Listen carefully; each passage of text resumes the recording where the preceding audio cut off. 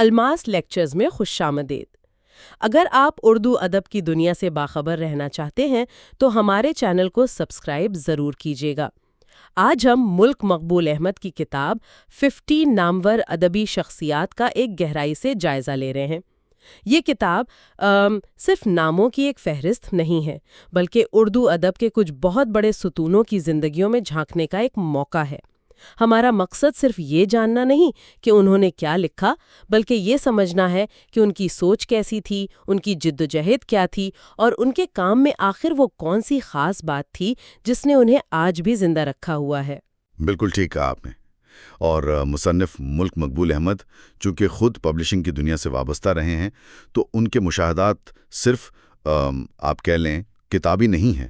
انہوں نے ان میں سے کئی شخصیات کو بہت قریب سے دیکھا ہے، ان کے ساتھ کام کیا اور ان کی شخصیت کے ان پہلوؤں کو بھی قلم بند کیا ہے جو عام طور پر تنقیدی کتابوں میں نظر نہیں آتے۔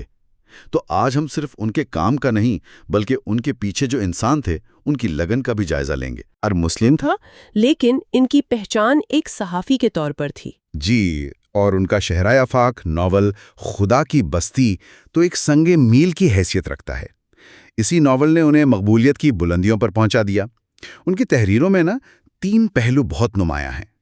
پہلا تو یہ کہ ان کے نزدیک ادب جو ہے وہ شخصیت کی بنیاد ہے۔ دوسرا، ان کی نثر میں افسانہ نگاری اور انشا پردازی کا ایک بہت ہی حسین امتزاج ملتا ہے۔ اور تیسرا پہلو کیا تھا؟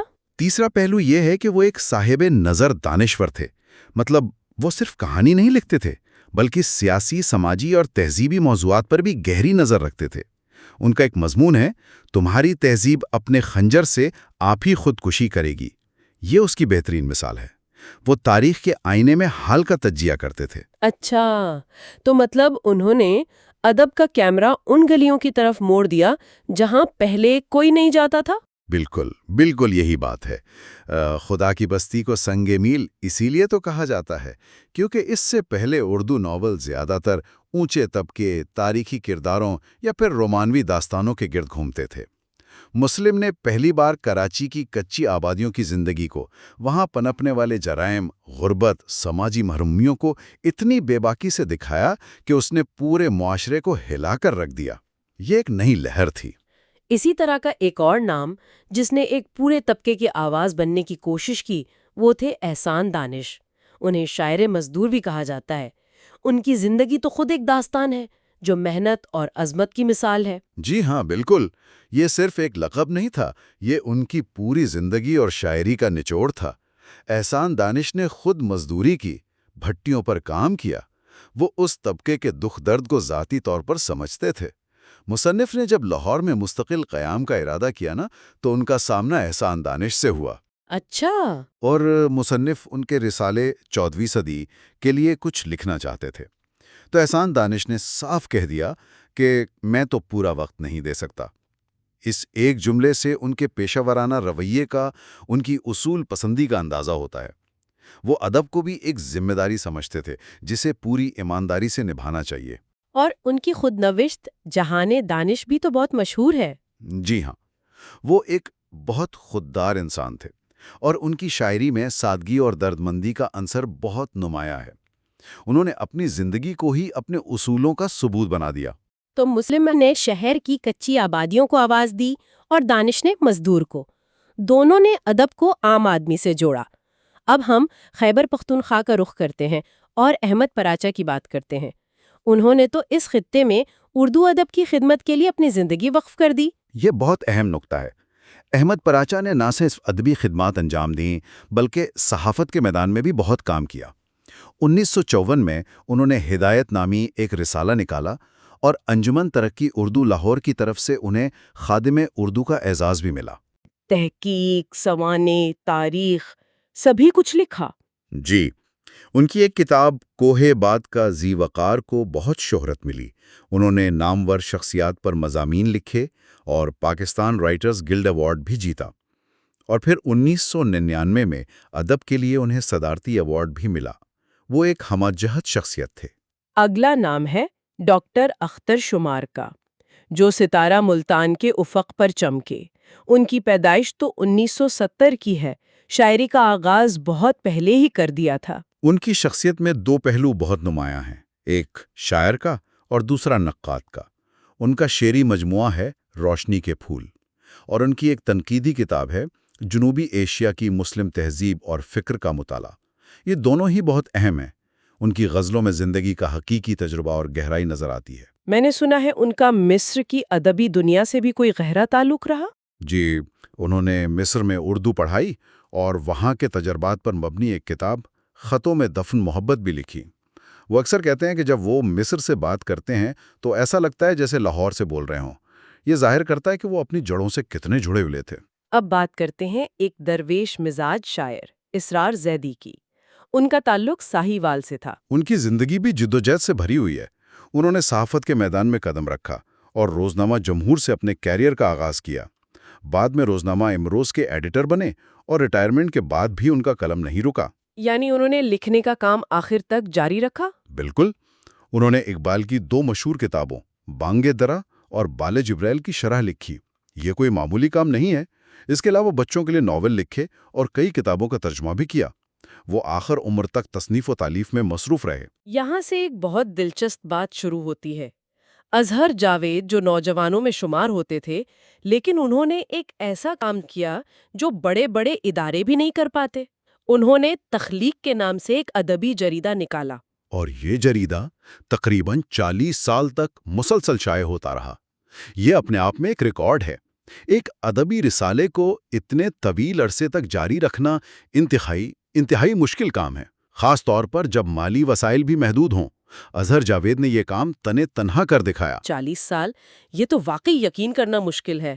آج کے دور میں جہاں 2 سال میں ڈیجیٹل میگزین بند ہو جاتے ہیں، ایک شخص کا تنہا 40 سال تک ایک پرنٹ جرنل نکالنا، یہ تو دیوانگی لگتی ہے۔ بلا شبہ یہ ادب سے ان کی بے پناہ محبت اور ایک ناقابل یقین ضد ہی تھی۔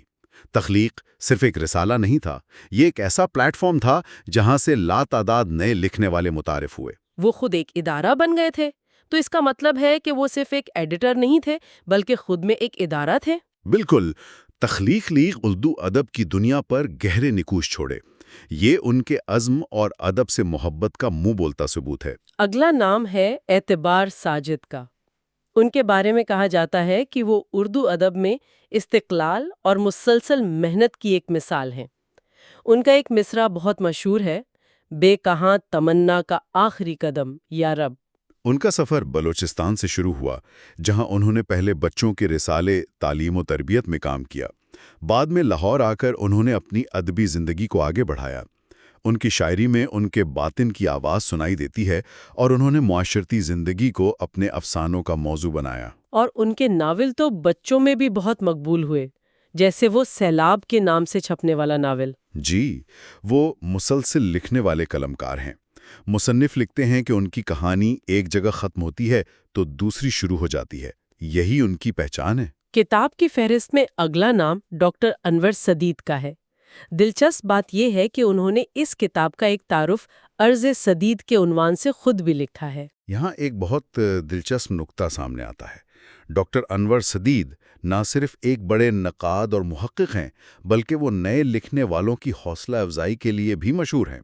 انہوں نے اس کتاب کے مصنف ملک مقبول احمد کی نہ صرف رہنمائی فرمائی، بلکہ انہیں مفید مشوروں سے بھی نوازا۔ گویا وہ ایک استاد اور ایک مربی کی حیثیت رکھتے تھے۔ بالکل۔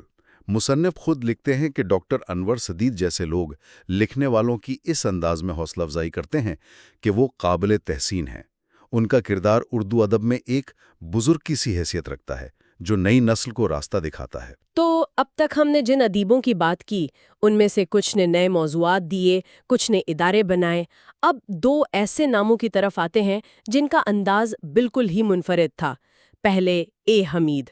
ان کا نام آتے ہی ذہن میں لاہور کی پرانی گلیاں، بارش کی خوشبو اور ایک رومانوی فضا چھا جاتی ہے۔ اے حمید تو جادوگر تھے۔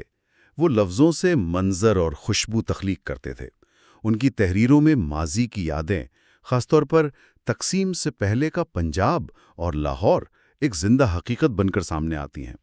وہ صرف ایک رومانوی ادیب نہیں تھے، بلکہ ان کا بچوں کے ادب میں بھی بہت بہت بڑا حصہ ہے۔ کون ہے جو اینک والا جن کو بھول سکتا ہے؟ جی بالکل، اینک والا جن تو ایک پوری نسل کی یادوں کا حصہ ہے۔ انہوں نے بچوں کی ایک پوری نسل کو تخیل کی دنیا کی سیر کرائی۔ وہ ایک ایسے داستان گو تھے جو حقیقت اور خواب کی سرحد پر کھڑے ہو کر کہانیاں سناتے تھے۔ اور آخر میں پروفیسر تنویر حسین، ان کا نام شاید اتنا عوامی نہ ہو، لیکن علمی حلقوں میں ان کی بہت قدر ہے۔ بالکل، پروفیسر تنویر حسین جیسے لوگ ادب کی دنیا کے وہ خاموش کارکن ہیں جو علم کی بنیادوں کو مضبوط کرتے ہیں۔ وہ ایک محقق اور استاد تھے۔ ان کا کام ادب کو ایک منظم علم کے طور پر پڑھنے اور پڑھانے پر مرکوز تھا۔ انہوں نے تنقیدی اور تحقیقی مضامین لکھے اور ادب کے طالب علموں کے لیے نئی راہیں کھولی۔ جہاں اے حمید جیسے ادیب عوام کے دلوں میں بستے ہیں، وہیں پروفیسر تنویر حسین جیسے اساتذہ اذہان کی آبیاری کرتے ہیں، اور دونوں ہی ادب کے لیے ناگزیر ہیں۔ تو آج ہم نے جن 10 شخصیات پر بات کی، صحافی، شاعر، ناول نگار، نقاد، ادارہ ساز، ان میں کتنا تنوع ہے، لیکن کیا ان سب کو ایک دھاگے میں پرونے والی کوئی مشترکہ بات بھی ہے؟ میرے خیال میں 2 باتیں مشترک ہیں۔ پہلی، ادب کے لیے غیر معمولی لگن، ایک جنون کی حد تک۔ ان میں سے کسی نے بھی آسان راستہ اختیار نہیں کیا۔ انہوں نے نامساعد حالات کے باوجود، مالی مشکلات کے باوجود لکھنا اور ادب کی خدمت کرنا جاری رکھا۔ اور دوسری بات یہ ہے کہ ان سب نے اردو ادب کے دامن کو اپنی اپنی جگہ پر وسیع کیا۔ کسی نے نیا موضوع دیا، کسی نے نیا جغرافیہ، کسی نے نئی نسل کو پلیٹ فارم دیا، اور کسی نے پرانے علم کو نئی نسل تک پہنچایا۔ یہ گفتگو واقعی آنکھیں کھول دینے والی ہے۔ ان ادیبوں کی زندگیوں کو دیکھ کر، ان کی دہائیوں پر محیط محنت کو دیکھ کر میرے ذہن میں ایک سوال اٹھتا ہے۔ آج کے اس ڈیجیٹل دور میں، جہاں ہر چیز فوری ہے، جہاں شہرت راتوں رات ملتی ہے اور اگلے دن بھلا دی جاتی ہے، کیا ہم اظہر جاوید جیسی 40 سالہ استقامت کا تصور بھی کر سکتے ہیں؟ یا اسرار زیدی جیسی خاموش علمی ریاضت کا؟ آج کے دور میں ایک پائیدار ادبی میراث چھوڑنے کے لیے صرف ٹیلنٹ کے علاوہ اور کس چیز کی ضرورت ہے؟ سوچئے گا۔